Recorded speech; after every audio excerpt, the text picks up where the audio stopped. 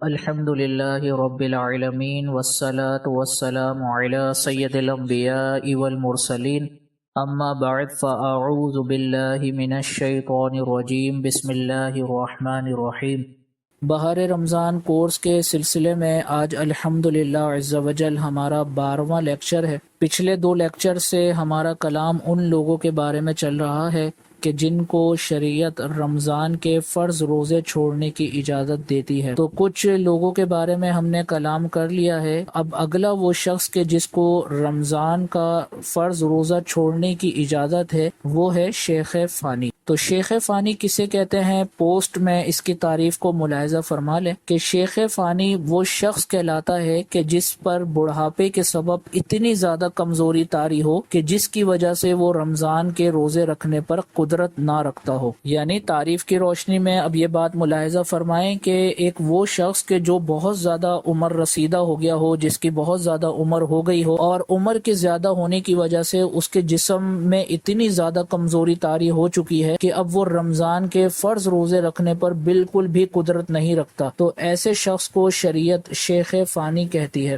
تو شیخ فانی کے لیے حکم یہ ہے کہ اب اس کی زندگی میں جب جب رمضان المبارک کا مہینہ آئے گا تو وہ ہر روزے کے بدلے میں ایک صدقہ فطر بطور فدیہ دے گا۔ صدقہ فطر سے مراد یہ ہے کہ وہ جو رقم صدقہ فطر کی مقرر کی جاتی ہے سالہ سال، وہ ایک یعنی اس سال جو صدقہ فطر کی رقم ہوگی وہ ہر روزے کے بدلے میں ادا کرے گا۔ مثال کے طور پر 2021 میں صدقہ فطر 150 روپے مقرر کیا گیا ہے۔ اب اس سال شیخ فانی 2021 میں اگر شیخ فانی فدیہ دینا چاہتا ہے تو وہ ہر روزے کا فدیہ 150 روپے کسی مسکین یا شرعی فقیر کو دے گا۔ تو ہماری اب تک کی بیان کی گئی بات کا خلاصہ یہ ہے کہ وہ شخص جو بڑھاپے کے سبب اور کمزوری کے سبب بالکل بھی روزہ رکھنے پر قادر نہ ہو تو وہ شخص ہر روزے کے بدلے میں ایک صدقہ فطر بطور فدیہ دے گا، اور فدیہ ہر سال جو اناؤنس کیا جاتا ہے، جو مقرر کیا جاتا ہے، اس سال کے مطابق وہ فدیہ دے گا۔ لہٰذا شیخ فانی اگر 2021 میں روزے کا فدیہ دینا چاہ رہا ہے تو اس کو 2021 میں مقرر کیے گئے صدقہ فطر کے مطابق فدیہ دینا ہوگا۔ تو 2021 میں چونکہ صدقہ فطر 150 روپے مقرر کیا گیا ہے تو اب شیخ فانی کو ہر روزے کے بدلے میں 150 روپے بطور فدیہ کسی مسکین یا شرعی فقیر کو دینے ہوں گے۔ اسی طرح اگر بالفرض 2022 میں شیخ فانی اپنے روزوں کا فدیہ دینا چاہ رہا ہے تو 2022 کے اندر جو صدقہ فطر مقرر کیا جائے گا اس کے مطابق وہ فدیہ دے گا۔ بالفرض 2022 کے اندر 200 روپے اگر صدقہ فطر مقرر کیا جاتا ہے اور 2022 کے اندر ہی شیخ فانی اپنے روزوں کا فدیہ دینا چاہ رہا ہے تو اس صورت میں اس کو 200 روپے صدقہ فطر بطور فدیہ ہر روزے کا دینا ہوگا۔ اس کے بعد اگلا مسئلہ ہے کہ شیخ فانی کی طرف سے جو فدیہ ہے وہ رمضان کے شروع میں بھی دیا جا سکتا ہے اور آخر میں بھی دیا جا سکتا ہے۔ یعنی شیخ فانی کی طرف سے اگر فدیہ دیا جا رہا ہے، یعنی وہ شخص جو بوڑھا ہے اور اب روزے نہیں رکھ سکتا زندگی میں، تو رمضان شروع ہوتے ہی فدیہ دیا جا سکتا ہے۔ ضروری نہیں ہے کہ رمضان پورا کمپلیٹ گزر جائے اس کے بعد شیخ فانی کی طرف سے فدیہ دیا جائے، رمضان شروع ہوتے ہی دیا جا سکتا ہے، اس میں شرعی اعتبار سے کوئی مسئلہ نہیں ہے۔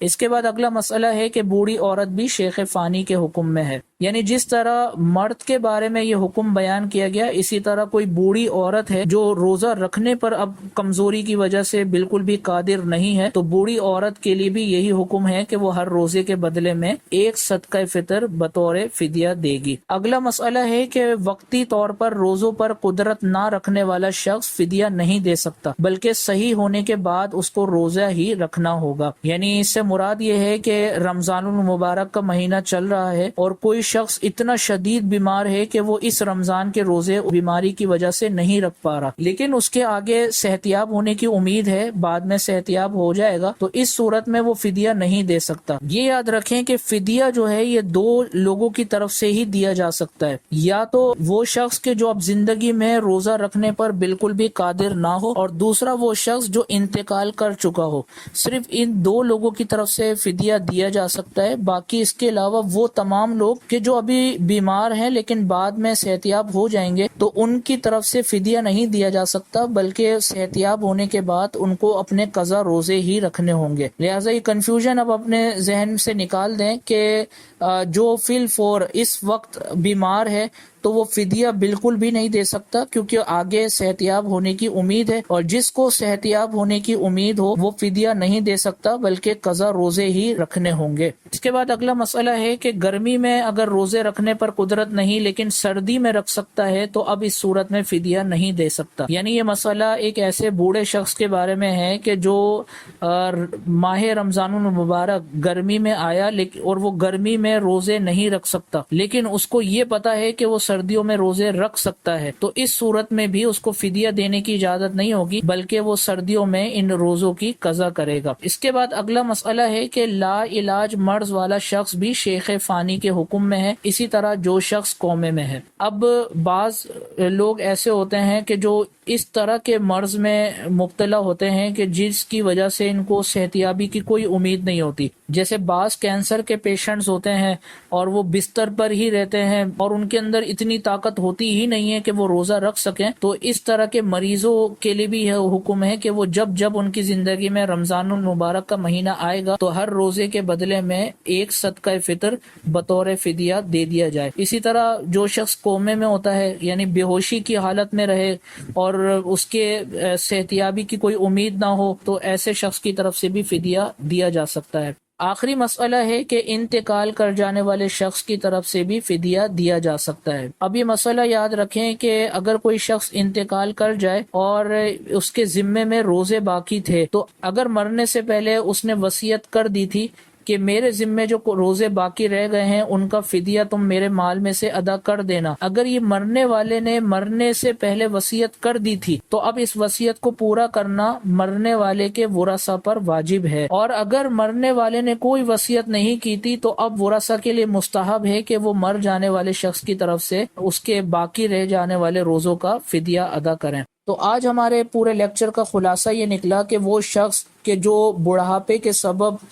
روزہ رکھنے پر اب قادر نہ ہو تو ایسا شخص ہر روزے کے بدلے میں ایک صدقہ فطر بطور فدیہ دے گا۔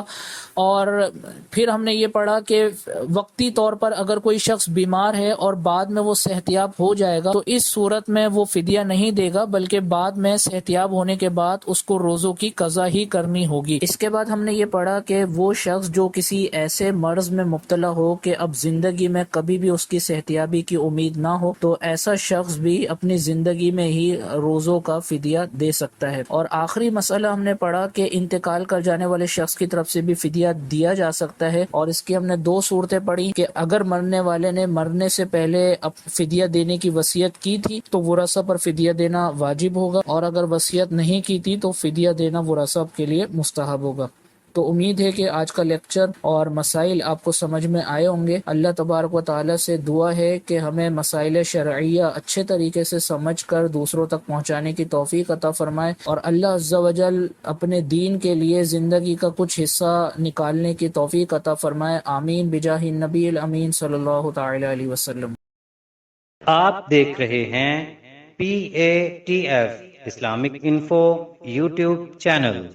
مزید اسلامک ویڈیوز کے لیے ہمارا چینل سبسکرائب کریں۔